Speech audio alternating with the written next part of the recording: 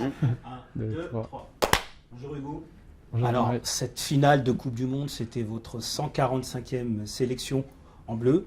Est-ce que c'était votre dernier match en équipe de France? Oui, effectivement, après longue réflexion, j'ai décidé de mettre un terme à mon aventure avec les Bleus et de prendre ma retraite internationale. Quand avez-vous pris cette décision? Est-ce qu'elle a été difficile à prendre? En fait, c'était quelque chose qui était au fond de moi depuis un petit moment et qui s'est accentué pendant la compétition. Et il est vrai qu'une fois les émotions passées et les idées au clair, j'ai pu poser le pour et le contre et j'ai fini par prendre cette décision qui est difficile mais importante dans ma carrière et dans ma vie. Avec un peu de recul par rapport à cette Coupe du Monde, est-ce que vous vous dites que si vous l'aviez gagnée, vous n'auriez pas pris cette décision? On ne peut pas savoir, mais il est évident que j'aurais préféré finir sur un titre de champion du monde. Lorsqu'on est compétiteur, on veut toujours plus, on veut toujours faire mieux, mais je préfère retenir cette aventure positive, que ce soit sur le plan humain, mais également sur le plan sportif, où on a vécu vraiment des grandes émotions et on a rendu les Français très fiers. Didier Deschamps, lui, il a décidé de prolonger son contrat jusqu'en 2026, jusqu'à la prochaine Coupe du Monde. Ça ne vous a pas tenté, vous, de prolonger cette aventure sous sa direction? Écoutez, la première chose déjà, c'est que je suis très heureux pour lui, pour le staff, car il mérite cette prolongation. Ils ont rempli les objectifs. Mais ma décision n'était pas liée au futur du sélectionneur. C'est vraiment quelque chose de personnel, un ressenti profond, que ce soit sur le plan sportif ou après plus de 14 années passées avec le maillot des Bleus, j'ai eu la sensation d'avoir tout donné, d'être allé au bout. Également le sentiment qu'il faut laisser la chance à d'autres. Et puis sur le plan familial, je ressens vraiment le besoin d'avoir un peu plus de temps pour moi, pour ma famille, pour mon épouse et pour mes enfants, parce qu'il y a des choses essentielles dans la vie à côté desquelles on n'a pas envie de passer. Hugo, on ne tire pas un trait sur 14 ans d'histoire avec le maillot bleu comme ça. Parce qu'aujourd'hui, quelle est l'émotion qui domine aujourd'hui chez vous? Je crois déjà un soulagement de l'annoncer. C'est pas facile. De le penser, c'est une chose, mais de le dire, c'en est une autre. Et je crois surtout, je peux que me sentir privilégié d'avoir pu être le capitaine de l'équipe de France, d'avoir pu jouer autant de matchs sous le maillot des Bleus, d'avoir pu apporter du bonheur aux supporters, d'avoir partagé des grands moments avec tous mes coéquipiers, avec différents sélectionneurs, mais surtout avec Didier Deschamps. Et c'est sûr que ça va me manquer. Et au début, ça sera difficile, mais en aucun cas, je regrette mon choix. C'est quelque chose de réfléchi et en tout cas, j'en suis fier. On vous sent particulièrement ému. Vous avez porté le maillot des Bleus tant de fois. C'est pas anodin de dire stop. Non, c'est un moment important dans ma carrière. Et je crois que j'arrive à un moment où voilà, il est important de prendre les décisions justes. Et je pense que c'est la plus juste qui soit.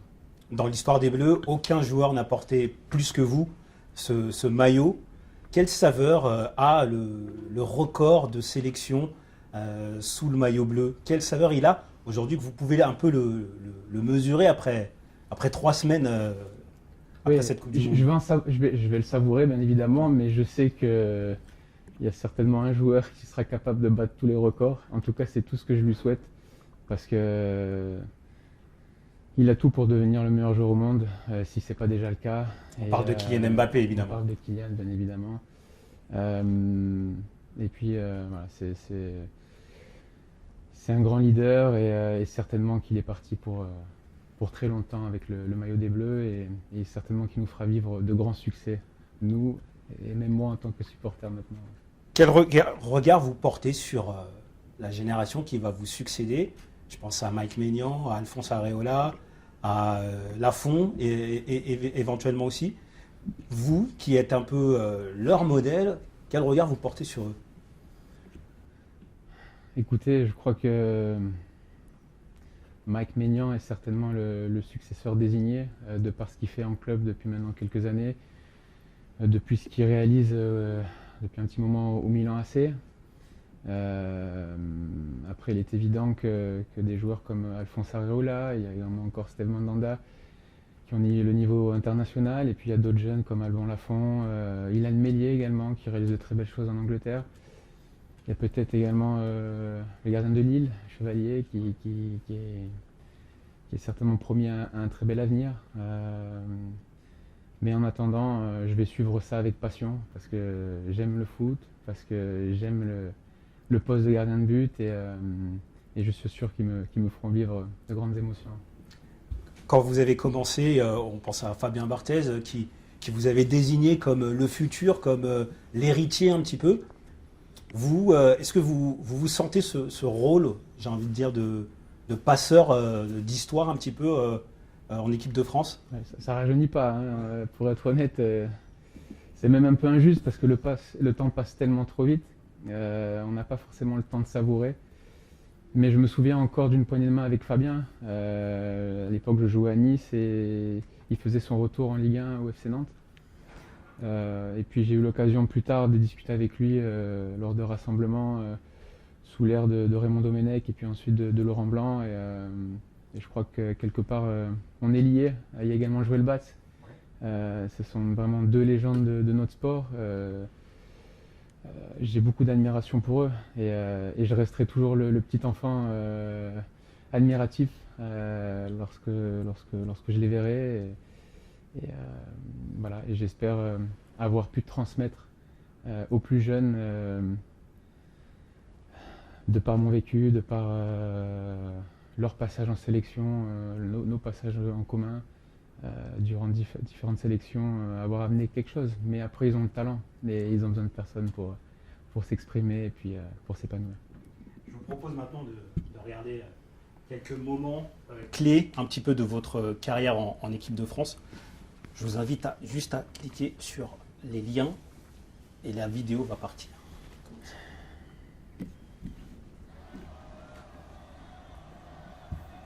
C'est comme si c'était hier. On ne peut pas oublier ce genre de sensation.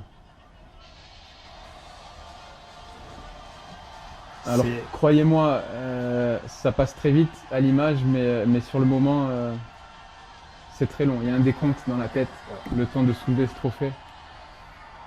C'est la consécration de tout le travail pendant une carrière. Et ça nous lie à jamais pour tous les joueurs, toutes les personnes qui étaient présentes lors de cette compétition. Et on ne peut pas oublier également tout le soutien qu'on a pu avoir des supporters et le partage d'émotions qu'on a pu avoir derrière cette finale. Merci les autres vidéos. Merci. Ça, c'était beaucoup plus récemment. Mais c'est aussi un moment très marquant de votre carrière en bleu. Oui, c'est un match qui compte dans ma carrière. Pour plusieurs raisons. La première, parce qu'on évolue face à l'Angleterre, le pays dans lequel j'évolue depuis 10 ans. Et la deuxième, parce que c'est la 143e sélection qui me permet de dépasser Lilian Thuram. Et sur le plan personnel, c'est quelque chose de très fort. En plus de ça, d'avoir toute la famille en tribune, ça a rendu les choses encore plus fortes. Votre famille qui vivait en Angleterre, j'imagine que c'était particulier. Oui. Et puis on retient que les victoires, donc c'est vrai que ça amène une saveur encore plus importante à ce match. Une dernière image, ça c'était en 2016 en France. Ouais, ce match face aux champions du monde en titre, dans un lieu mythique, le stade Vélodrome. Voilà, c'est une demi-finale qui est certainement rentrée dans l'histoire de l'équipe de France. Et je me souviens également de cette ambiance qu'il y avait aux abords du stade, dans le stade, et cette communion qu'il y a eu entre le public et les joueurs et tout le staff après le match. Et voilà, on vit, on joue au football pour vivre ce genre d'émotions et surtout pour en donner à nos supporters parce que vraiment c'est également la base du sport, c'est de transmettre quelque chose à tous nos supporters. Ça va pas vous manquer un peu quand même ces moments, cette adrénaline de la compétition, des grands événements? Écoutez, j'ai pris la décision d'arrêter sur les matchs internationaux. Je vais continuer avec mon club. C'est pas pour autant que je m'enlève des ambitions. Au contraire, je vais continuer à me donner des nouveaux défis, des nouveaux challenges. Je garderai toujours une telle exigence vis-à-vis de moi-même. C'est ce qui m'a permis de durer tout au long de cette carrière en bleu. Et j'espère connaître de nouvelles joies avec mes partenaires en club. Et j'espère qu'avec cette fraîcheur, ça m'amènera à jouer encore quelques années au plus haut niveau.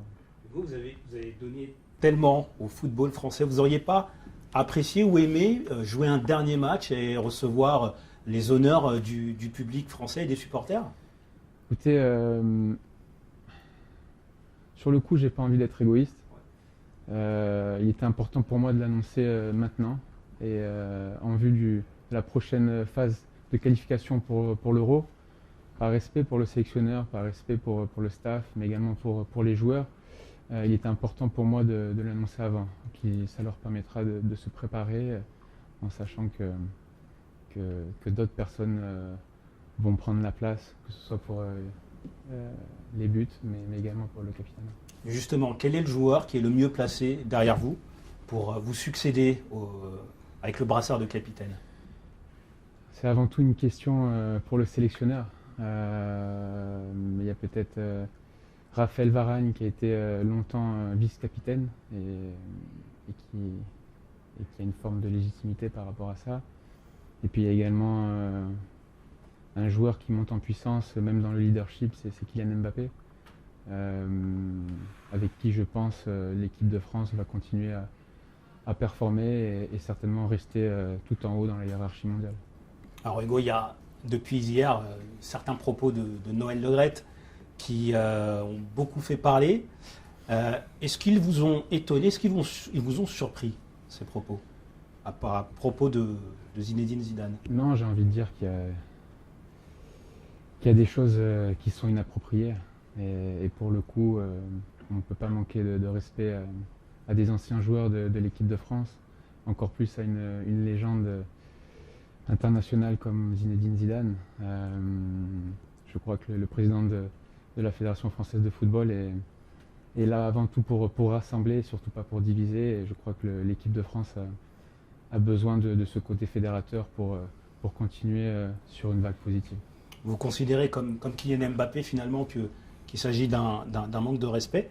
Est-ce que Kylian Mbappé il a cette étoffe d'un futur capitaine? Écoutez, je crois déjà avant tout c'est bien qu'il s'est exprimé à travers les réseaux sociaux.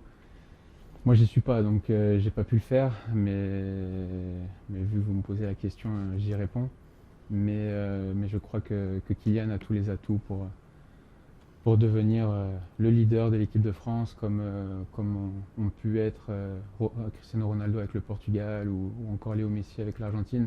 On a la chance d'avoir un joueur hors norme en équipe de France, en France, et il faut également le savourer parce qu'il a cette capacité à pouvoir continuer à nous faire gagner.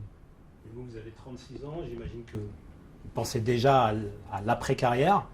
Est-ce que Hugo Lloris, entraîneur, sélectionneur, c'est un destin que vous imaginez?